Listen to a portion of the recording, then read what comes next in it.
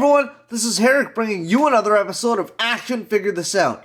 Today, we're going to be taking a look at the Hasbro Star Wars Black Series Maldo, Kries, Mandalorian, and Grogu 2-pack. Now, I picked these guys up off a good friend of mine, Daryl Sider, up in Canada. I grabbed a huge haul off him for this month, so thanks to Daryl for hooking these figures up. Before we get started, we're just going to take a quick look at the packaging. On the front, you're going to see the figures through the window along with all the accessories. He comes with his rifle, his pistol, and there's an ice spider.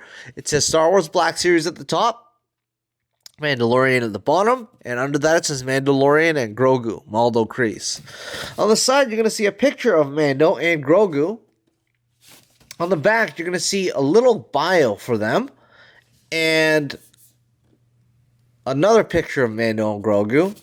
Nothing on the side except for the Black Series logo. And for anybody who needs it, here's the barcode at the bottom of the box.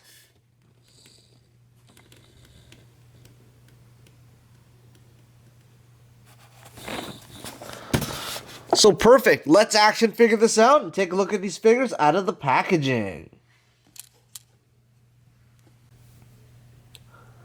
A battle-worn bounty hunter making his way through a dangerous galaxy in an uncertain age, and a mysterious alien pursued by bounty hunters on behalf of Imperial interest. So right away, we're just going to be taking a quick look at the height of these figures. So in inches, Mando stands at 6 1/4 inches, which roughly equates to around 15.5 centimeters. Grogu stands at 1 inch, and in centimeters, that equates to around 3 centimeters. And the ice spider stands at 3 inches tall. So that equates to around 7.5 centimeters. So right away, I'm just going to say that I'm in love with this figure. He doesn't come with a jetpack, but I don't think the kit will allow a jetpack to be put on his back, as you can see. He does have ports for them, though, but he can't fit the jetpack on his back while he's wearing a cape. So we're going to see what the deal is when I get the regular Beskar version and do a review of that. This figure is everything you need for a classic Mandalorian. He comes with a few accessories. So he comes with a pistol that you can put I put in his holster. So there's the pistol right there. And he comes with a rifle, which I have in his hand. It comes with a little baby Grogu.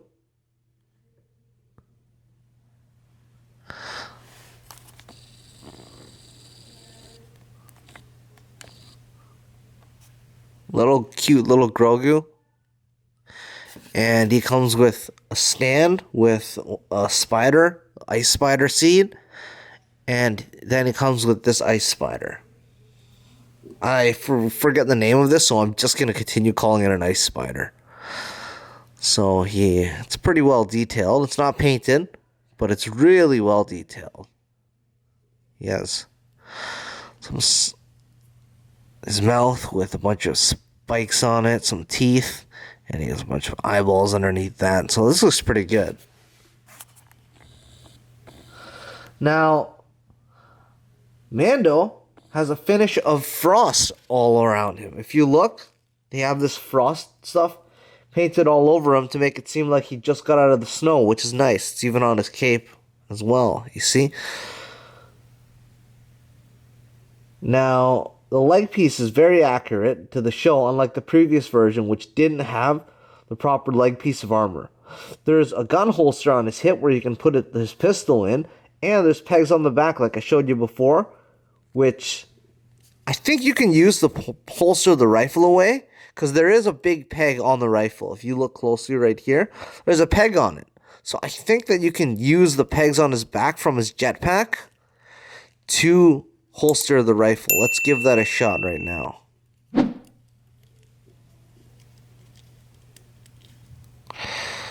It doesn't look like it fits.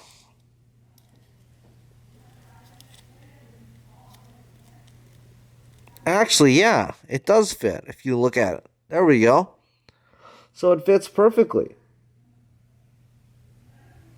So it's like this figure has jumped right out of the screen onto your hands. The Grogu figure is really well detailed.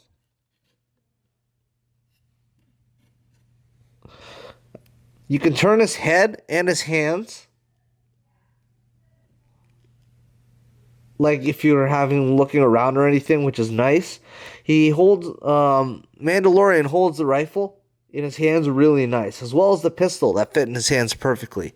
So if you look, if you look closely, this figure, what makes it different is it has a touch of frost throughout him.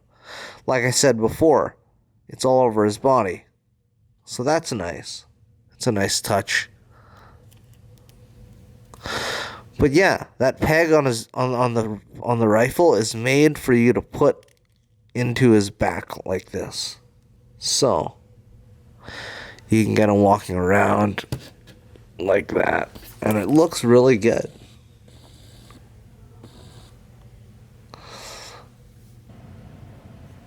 So now that we've taken a closer look at these figures, let's take a look at the articulation. So I'm just going to take the rifle off. So Mando, in his neck and head, has a dumbbell joint, which gives you a lot of movement going around like this. Okay, he can look up, he can look down a little bit, he can turn side to side 360, and he has an alright amount of tilt. Not much at all, but it's something. He has a butterfly joint in his shoulder, which gives you the ability to go forward and back this much, as you can see. He can't go 90 degrees because the shoulder pads are going to hinder him, so he can only go out this much.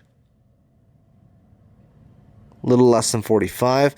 He can go forward, no problem. He can go back, all around. He has a single jointed elbow, okay, which allows you to rotate around like this, 360. He can go a little above 90 degrees, which is nice. And he has a hinge in his wrist that goes up and down. It's a vertical hinge, and he can rotate 360. For his abdomen, his diaphragm cut, he has a ball peg which allows you to rotate like this around, all around.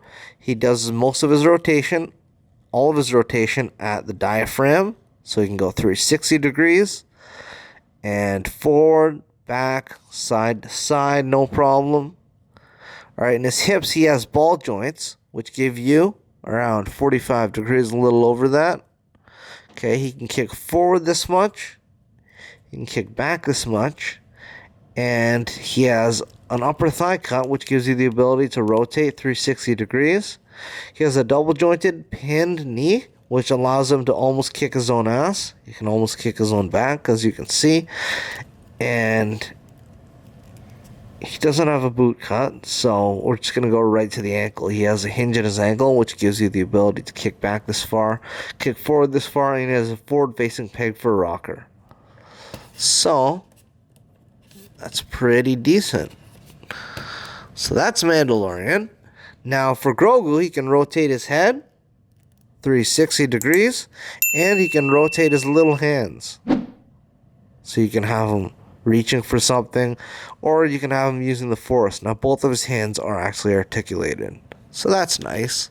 For the Ice Spider, each one of its appendages are on a ball. They have a ball peg, so they can move any which way, forward, up, down, whichever way you want it. So that's pretty nice. It's pretty nice. All right. So now that we've taken a closer look at the articulation, let's see how they compare with other figures.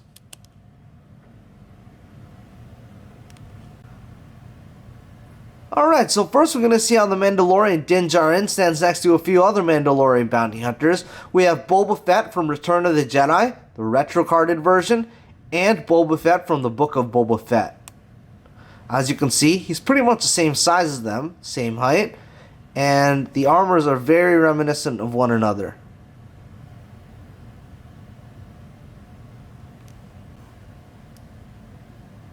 Alright, so now we're going to have the Mandalorian standing next to Cobb Vanth, another person in Mandalorian armor, and the Republic Commando Boss.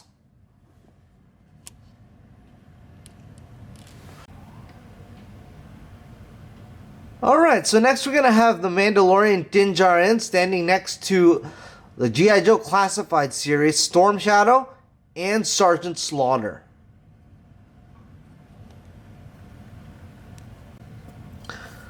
So, I think that's going to be about it for today. Thanks for joining me on another episode of Action Figured This Out, where we took a look at the Hasbro Star Wars Black Series, the Mandalorian and Grogu Maldo Kries 2-pack. Feel free to like, share, and subscribe if you'd like to see more reviews of your favorite action figures as well. Don't hesitate to leave a comment. We'd love to hear from you. Who's your favorite person in Mandalorian armor? Are you a classic Boba Fett person, or are you a Mandalorian fan? Again, this is Herrick with Action Figured This Out, signing off.